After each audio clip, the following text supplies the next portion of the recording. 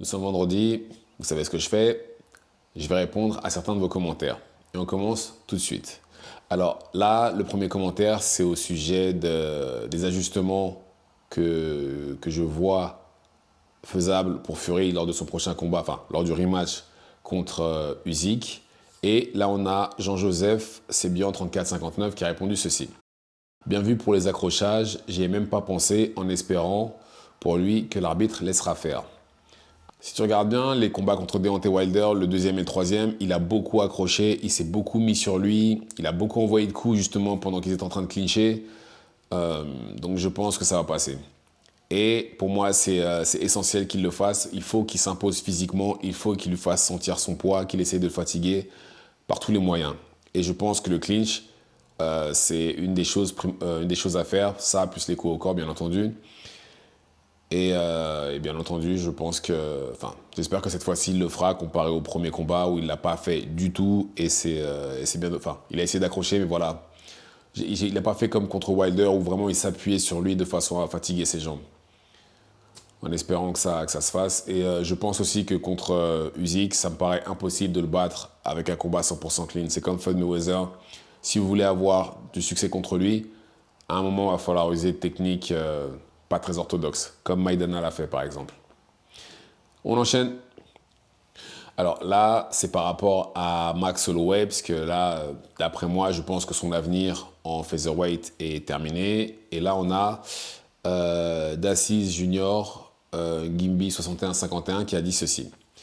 Il monte et affronte Conor McGregor pour son retour. Autant Conor McGregor l'a battu quand Max Holloway était beaucoup plus jeune, était beaucoup moins expérimenté. Mais là, je pense qu'en 2025, Conor McGregor ne ferait pas l'erreur d'affronter quelqu'un comme Max Holloway parce que sinon il finirait comme Justin Gaethje. Là, les rôles se sont inversés. Conor McGregor est trop vieux, trop plein d'alcool, trop pas inactif. Et de l'autre côté, on a Max Holloway qui, lui, est très actif, encore jeune, beaucoup plus expérimenté. Et je pense que là, ça irait très clairement que dans un sens. Et j'ai du mal à imaginer McGregor vouloir prendre des coups de poing de la part de Max Holloway. Et je pense d'ailleurs que c'est pour ça qu'il a choisi Michael Chandler. Parce que je pense qu'il s'est dit, ouais, voilà, ça va être un combat facile. Ça va être du vite réglé. Je pense que c'est pour ça qu'à la base, initialement, il doit affronter Michael Chandler. Donc voilà, on enchaîne. Alors là, c'est au sujet du prochain adversaire de Daniel Dubois parce que potentiellement, le combat ne pourrait pas avoir lieu parce que Joshua pourrait choisir de combattre Fury. J'aimerais bien savoir pour ça. Parce que si Fury gagne, bien entendu, j'aimerais bien savoir pourquoi. Parce qu'il sort d'un KO. Il ne mérite en aucun cas de combattre pour 3 ceintures. Ce n'est que mon avis. Et là, on a Issam Kwaku 57-74 qui dit ceci. Je pense que Parker est le plus méritant. Joshua s'est fait knockout et à mon avis, il ne mérite pas de retour. Je suis plutôt d'accord. Pour moi, ça n'a pas de sens en fait quand il y a eu un combat, quand il y a un combat comme ça où ça va que dans un sens et ça se termine aussi vite. Pour moi, il n'y a pas de raison qu'il y ait un rematch. Pour moi, il n'y a pas de raison parce que, ou du moins pas immédiatement. Mais voilà, je ne pense pas que ce soit nécessaire qu'il y ait un rematch. Je pense qu'il y a de grandes chances même que ce soit exactement la même chose parce que le game plan qu'a utilisé Daniel Dubois, c'est le même qu'a utilisé Andy Ruiz quand il l'a battu. Donc, non, il ne mérite pas. Enfin, je pense pas que je ne pense pas que ce soit une bonne idée. Et non, et même combattre contre Fury par la suite, c'est vraiment pas juste. Il sort d'un KO vraiment très brutal. Et là, il se retrouve à combattre pour 3 ceintures. Non, je parle bien dans le cas où Fury sera amené à, bien entendu, gagner contre Usyk. C'est vraiment dans ce cas-là. Et non, je suis désolé, il ne mérite pas. Il ne mérite vraiment pas de combattre Fury. Mais bon, vous savez, hein, quand il y a l'argent, en général, on oublie tout. On enchaîne. Alors, ça, c'est au sujet de Souleymane Sissoko qui va combattre Kavalaskus au mois de décembre pour déterminer qui sera le prochain adversaire de Mario Barrios, qui est l'actuel champion WBC de la catégorie welter. Et on a Bakibone qui dit ceci. Sissoko est le meilleur boxeur français qui maîtrise le mieux son art cette dernière décennie.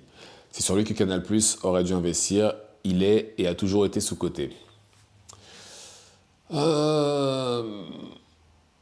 Non, Canal+ a investi sur la bonne personne pour moi. Ouais. Même si, et déjà, je pense même que Canal+ devrait même se retirer simplement des sports de combat, parce que maintenant, c'est plus eux qui font la loi. C'est très clairement, c'est RMC qui devrait justement se lancer dedans, qui devrait promouvoir les combats, enfin pas promouvoir, mais diffuser tous les combats, même que ce soit en France aussi. Et non, ils ont misé sur la bonne personne. Parce que si Souleymane Sissoko est arrivé médaillé d'or, d'accord, pas de problème. Mais là, Yoka, lui, il est arrivé médaillé d'or, donc on peut dire ce qu'on veut. Je comprends tout à fait que Canal+ ait choisi Yoka. Certes, il a des défaites, ça c'est indéniable. Mais quand on regarde le calibre d'adversaire qu'a eu Sissoko depuis qu'il est pro, c'est pas génial non plus. Non seulement c'est pas génial, mais il a eu des décisions très très serrées contre des combattants pas génial, pas top non plus. Là, très clairement, Kavaliauskas, c'est un gros step-up pour lui. C'est un combat qu'il pourrait ne pas gagner. C'est à prendre en considération aussi Kavaliauskas. Il a perdu que 2 fois et c'est contre Virgil Ortiz et contre Terence Crawford. Les deux l'ont mis KO, donc éventuellement, peut-être que ça pourrait être le cas avec Sissoko, même si Sissoko, théoriquement, c'est pas un gros puncher vu qu'il a que sur ses 19 combats, je crois qu'il a 7 ou 8 KO. Il n'a même pas la moitié, il a peut-être entre 50 et 55% de KO, ce qui n'est pas énorme à ce stade-là de sa carrière, vu qu'il n'a pas énormément de combats.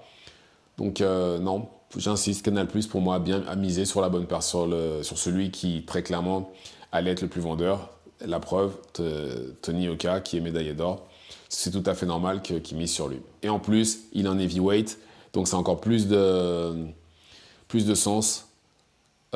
Leur décision a encore plus de sens quand on regarde la catégorie dans laquelle il est. Donc voilà. On enchaîne.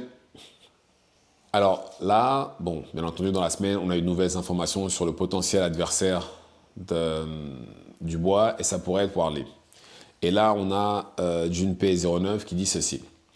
Après, comment tu justifies auprès des Zeng, Parker, Bacolé, etc. de passer derrière Wardley alors qu'on leur a booké des combats très dangereux, ils se feraient arnaquer? Très simple.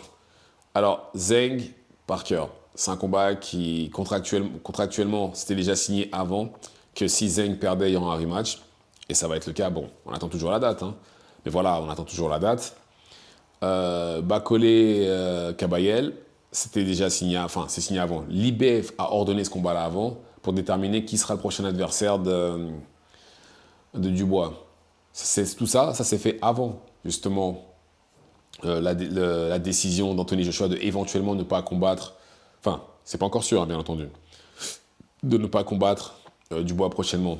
Et en plus, quand on regarde bien, voilà, ça fait déjà 4 combattants. Il y a Ergovic, il a déjà battu.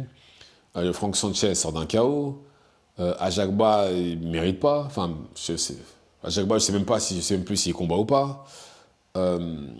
Qui d'autre encore je crois qu'il y a Anthony Joshua. Enfin bref, quasiment tous les combattants justement qui sont classés dans l'IBF, on va dire dans le top 15, ils sont quasiment déjà tous pris.